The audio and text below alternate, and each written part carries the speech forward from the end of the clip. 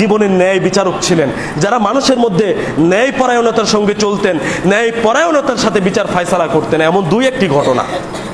এক নম্বর ঘটনা হলো দ্বিতীয় খলিফা উমর রাদিয়াল্লাহু আনহু। উমর রাদিয়াল্লাহু আনহু এক ব্যক্তির নিকট থেকে একটি ঘোড়া কিনেছিলেন। তো ঘোড়া কিনে তিনি রাস্তায় রওনা দিয়েছেন। কিছু দূর যাওয়ার পরে সেই ঘোড়া খোঁড়ানো শুরু করেছে। ঘোড়া অসুস্থ, ঘোড়া খোঁড়ানো শুরু করেছে। এখন উমর রাদিয়াল্লাহু আনহু সময় নষ্ট না করে সেই ঘোড়াটি নিয়ে যার কাছে কিনেছিল তার কাছে এসে বলছে, তুমি ঘোড়াটি ফেরত নাও, কেননা ঘোড়া অসুস্থ এবং খোঁড়াচ্ছে।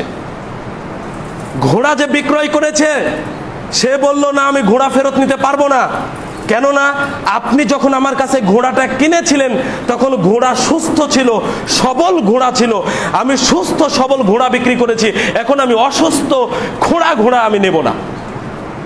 বোঝা গেল কথা?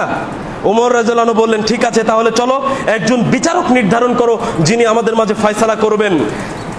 সুরাহের নিকটে যাওয়া হলো, কাজী সুরাই বিচারক, তার কাছে যাওয়া হলো। আমিরুল মুমিনিনকে তিনি বললেন তার বিষয়টা।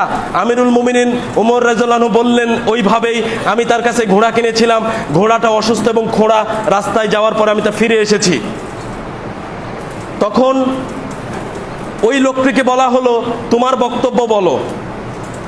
ঘোড়া বিক্রেতা বলল যে, আমি যখন ঘোড়াটি বিক্রয় করেছিলাম তখন আমার ঘোড়া সুস্থ ছিল, সবল ছিল, আমি সুস্থ সবল অবস্থায় ঘোড়া বিক্রয় করেছি।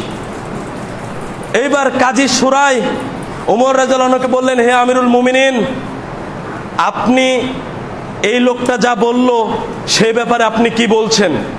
আপনি কি সুস্থ সবল অবস্থায় ঘোড়া কিনেছিলেন? ওমর রাদিয়াল্লাহু আনহু বললেন, জি হ্যাঁ, আমি সুস্থ সবল অবস্থায় ঘোড়া কিনেছিলাম। তখন কাজী সুরাই বলছে যে, শুনুন, আপনি তাহলে যে অবস্থায় ঘোড়া কিনেছিলেন ওই অবস্থায় তাকে ফেরত দেন, আর তাছাড়া ওই ঘোড়া নিয়েই আপনি সন্তুষ্ট খুশি থাকেন। ঘোড়াকে সুস্থ সবল অবস্থায় ফেরত দেওয়া সম্ভব? ওটা তো সম্ভব নয়। বিচার চলে গেল ঘোড়া বিক্রেতার পক্ষে, আমিরুল মুমিনিন ওমর রাদিয়াল্লাহু আনহুর বিপক্ষে বিচার চলে গেল। ওমর রাদিয়াল্লাহু আনহু তখন বলছেন, হ্যাঁ, এটাই ন্যায় বিচার, এটাই সুবিচার, যান আপনি কুফায় চলে যান, আমি আপনাকে কুফার প্রধান বিচারপতি হিসাবে নিয়োগ দান করলাম। আজকে যদি মেম্বারের বিরুদ্ধে বিচার যায়, এমপির বিরুদ্ধে বিচার যায়, প্রধানমন্ত্রীর বিরুদ্ধে যদি কিছু চলে যায়, রাষ্ট্রপতির বিরুদ্ধে চলে যায়, নেতার বিরুদ্ধে যদি কিছু যায়, তাহলে চাকরি থাকে না? চাকরিই চলে যায়।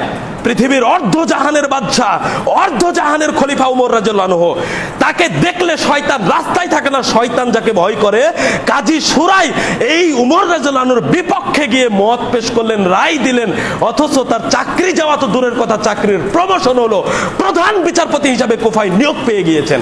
এর নাম হলো ন্যায় বিচার। কার বিপক্ষে গেছে? খলিফার বিপক্ষে বিচার চলে গেছে।